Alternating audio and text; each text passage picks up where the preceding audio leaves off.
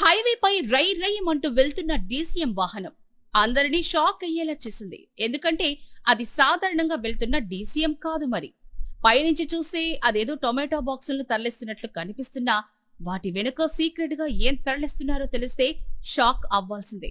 సినిమాను తలపించేలా దుండగులు అమలు చేసిన ప్లాన్ ను ములుగు జిల్లాలోని ఏటూరు నాగారం వద్ద పోలీసులు చాకచక్యంగా భగ్నం చేశారు. ఏటూరు నాగారం వద్ద పోలీసులు వాహనాలను తనిఖీలు చేపట్టారు. అదే సమయంలో అటుగా ఒక డీసీఎం వచ్చింది. ఆ డీసీఎం ను పైనుంచి చూస్తే టొమాటో ట్రేలు పేర్చి కనిపించాయి. కానీ పోలీసులకు ఎందుకో ఆ డీసీఎం మీద అనుమానం వచ్చింది. పైకి టొమాటో బాక్సులు కనిపిస్తున్నా లోపల సీక్రెట్ గా ఇంకేదో తరలిస్తున్నారు అన్న అనుమానం రావడంతో పోలీసులు క్షుణ్ణంగా అయితే తనిఖీ చేశారు. టొమాటో బాక్సులు కింద పడకుండా తాళ్లతో పగడ్బందీగానే కట్టారు. అయినా సరే ఆ తాళ్లను విప్పేసి పైనున్న బాక్సులు తీయగా వాటి వెనకాలే పెద్ద పెద్ద డోర్ల మాదిరిగా ఏర్పాటు చేశారు. వాటిని తీసి చూస్తే ఇంకేముంది, లోపల గాలి కూడా ఆడకుండా ఇరుకుగా ఉన్న మూగజీవాలు కనిపించాయి.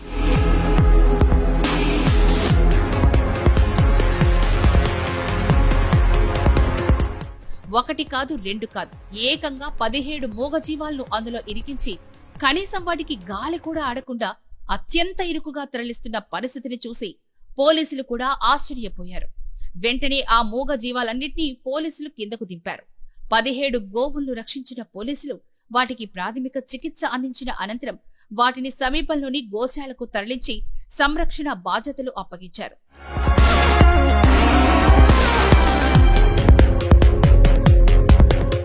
పశువుల అక్రమ రవాణాకు పాల్పడిన వారిపై పోలీసులు కేసు నమోదు చేసి దర్యాప్తు చేస్తున్నారు. ఈ ఘటన వెనక ఎవరున్నారు, ఆ మూగ జీవాలను ఎక్కడి నుంచి ఎక్కడకు తరలిస్తున్నారు అన్న పూర్తి వివరాల్లో కూపీలాగుతున్నారు. ఈ అక్రమ వ్యాపార నెట్వర్క్ ను ఛేదించేందుకు పోలీసులు ప్రయత్నిస్తున్నారు.